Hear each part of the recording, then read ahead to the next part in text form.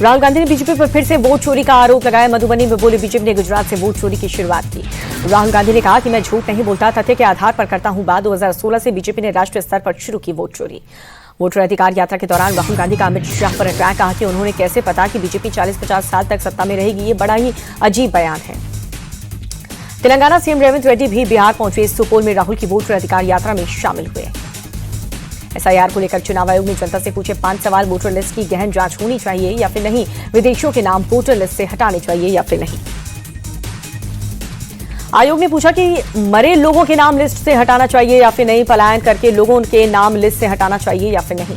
तेजस्वी यादव का एनडीए पर निशाना। बोले कि एनडीए यानी कि नहीं देंगे अधिकार। ये लोग जनता के अधिकार छीनना चाहते हैं। लोकतंत्र और संविधान खत्म करने की कोशिश में बीजेपी। 130वें संशोधन विधेयक पर बोले तेजस्वी यादव, इस देश में तानाशाही चरम पर है। ये जो विधेयक है वो लोगों को ब्लैकमेल करने के लिए लाया गया है। मतदाता अधिकार यात्रा पर बिहार के उप मुख्यमंत्री विजय कुमार सिन्हा बोले ये अधिकार छीनने वाले लोग हैं। ये परिवार तंत्र को स्थापित करना चाहते हैं। प्रशांत किशोर का कर्नाटक के सीएम रेवंत रेड्डी को लेकर के बयान। कहा कि इन्हें कौन पूछता है, ये बिहार के लोगों को गाली देने वाले लोग हैं। प्रशांत किशोर ने राहुल गांधी पर भी कसा तंज। कहा कि बिहार को गाली देने वालों को मंच पर लेकर घूम रहे हैं, ये उनकी मानसिकता है। नीतीश कैबिनेट का बड़ा फैसला। बिहार औद्योगिक निवेश प्रोत्साहन पैकेज को मंजूरी। 100 करोड़ से ज्यादा का निवेश करने वालों से सरकार देगी मुफ्त जमीन। विशाखापट्टनम में बोले रक्षा मंत्री राजनाथ सिंह, पहलगाम में मासूम लोगों पर किया हमला हमारे लिए चैलेंज था। हमने ऑपरेशन सिंदूर चलाकर आतंकियों को खत्म किया।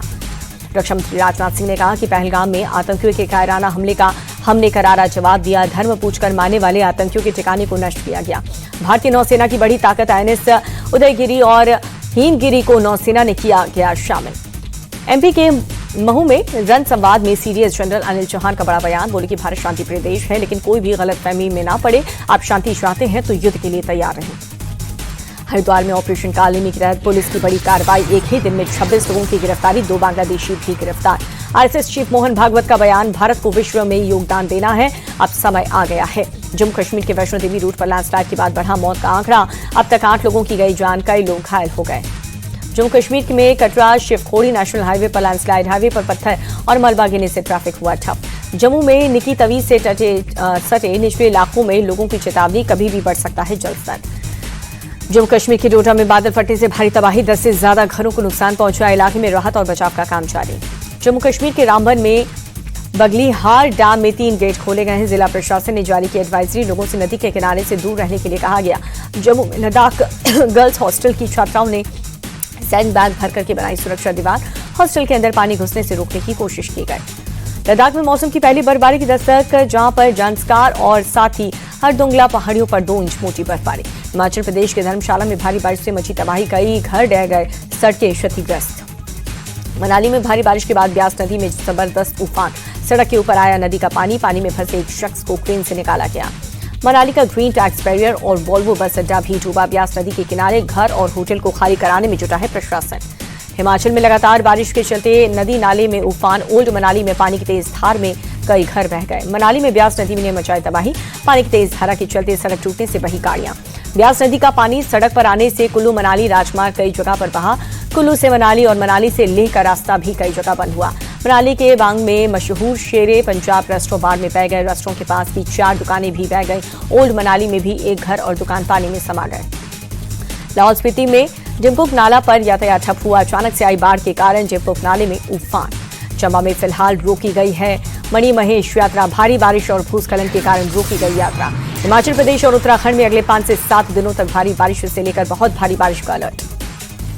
पठानकोट में चकी नदी पर नया पुल भी आवाजाही के लिए बंद है। मिट्टी दरकने से पुल की नींवों पर पड़ा है असर।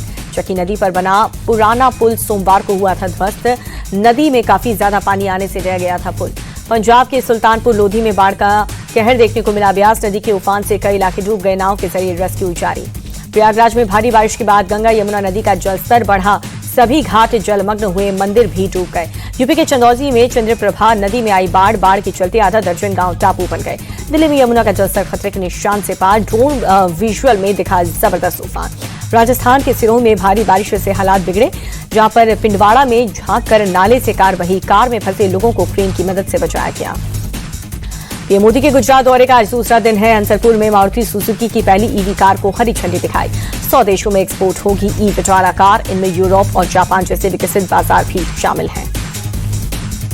मारुति सुजुकी प्लांट की नई ईवी यूनिट की शुरुआत करने के बाद पीएम मोदी बोले कि ये make in India make for the world के लक्ष्य की तरफ बड़ी छलांग।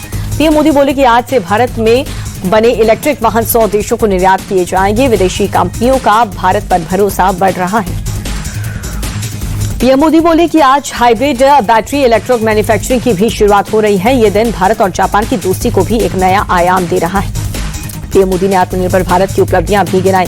कहा कि डिफेंस मैन्युफैक्चरिंग में 200% बढ़ोतरी हुई है। सेमीकंडक्टर में भारत तेजी से आगे बढ़ रहा है। आम आदमी पार्टी नेता सौरभ भारद्वाज के घर पर ईडी का छापा। दिल्ली हॉस्पिटल कंस्ट्रक्शन घोटाले में एजेंसी की कार्रवाई। 13 जगहों पर ईडी की छापेमारी। घोटाला करीब 5,590 करोड़ का। 24 प्रोजेक्ट्स को लेकर के स्वास्थ्य विभाग पर गंभीर आरोप। अरविंद केजरीवाल ने सौरभ भारद्वाज के घर पर ईडी रेड को एजेंसी के दुरुपयोग का मामला बताया। एक्स पोस्ट में लिखा, मोदी सरकार हमारी आवाज दबाना चाहती है, ये कभी नहीं होगा।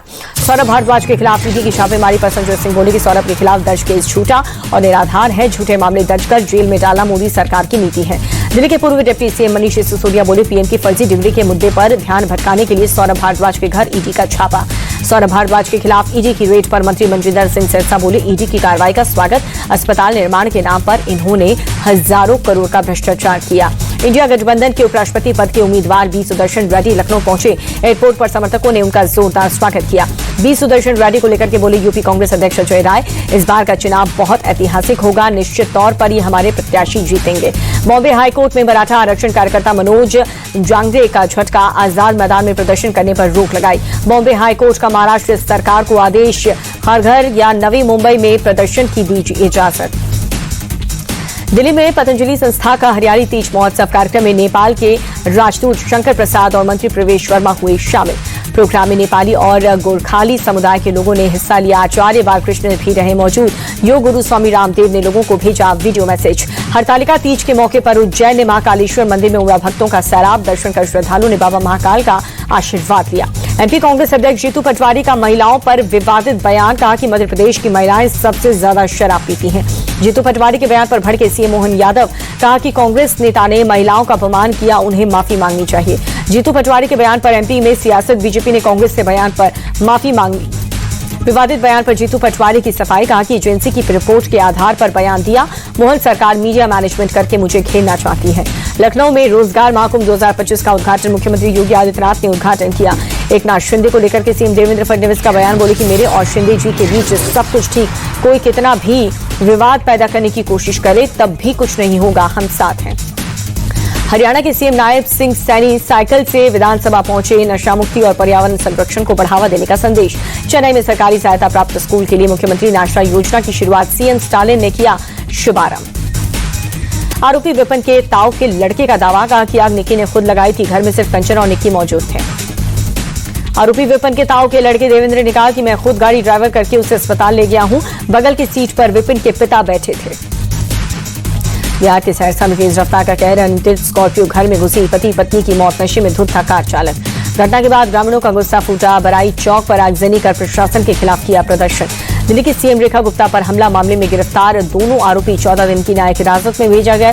मुख्य आरोपी राजेश के साथ ही तहसीन को पुलिस ने रविवार को गिरफ्तार किया था। मदर टेरेसा की 115वीं जयंती। आज कोलकाता के मिशनरीज ऑफ चैरिटी में की गई सामूहिक प्रार्थना। हरिद्वार के जगजीतपुर इलाके में देखा गया जंगली हाथियों का झुंड। स्थानीय लोगों में दहशत का माहौल है। वन विभाग के खिलाफ लोगों में नाराजगी है। यूपी के चंदौली में बड़ा हादसा हुआ। सवारियों से भरी ऑटो पर गिरा पेड़। 4 लोग गंभीर रूप से घायल। हादसे में घायल लोगों को अस्पताल में भर्ती करवाया गया है। ऑटो चालक को वाराणसी ट्रॉमा सेंटर किया गया रेफर। लखनऊ में अलीगंज स्थित सिटी मोंटेसरी स्कूल पहुंचे शिवांशी शुक्ला। बोले कि यही क्लासरूम है जहां मैंने पढ़ाई की थी। अमेरिकी राष्ट्रपति ट्रंप का भारत पर टैरिफ अटैक। 25% एक्स्ट्रा टैरिफ लगाने को मंजूरी दी। अमेरिकी राष्ट्रपति डोनाल्ड ट्रंप ने फिर किया भारत और पाकिस्तान के बीच सीज फायर करवाने का दावा। कहा कि मैंने भारत पाक के बीच परमाणु युद्ध रोका। अमेरिकी राष्ट्रपति ट्रंप ने चीन पर 200% टैरिफ लगाने की धमकी दी। बोले कि मेरे पास ऐसे कई कार्ड हैं जिन्हें खोल दिया तो चीन बर्बाद हो जाएगा। दक्षिण कोरिया के राष्ट्रपति अमेरिका के दौरे पर राष्ट्रपति ट्रंप से मुलाकात की। कई द्विपक्षीय मुद्दों पर चर्चा हुई। गिरावट के साथ बंद हुआ शेयर बाजार। सेंसेक्स 849, निफ्टी 256 अंक लुढ़का। अमेरिकी डॉलर के मुकाबले रुपए में 13 पैसे की गिरावट, $1 की कीमत 87 रुपए 69 पैसे। और सोने की कीमत में 339 रुपए की उछाल, 24 कैरेट सोने का रेट 1,08,27 रुपए।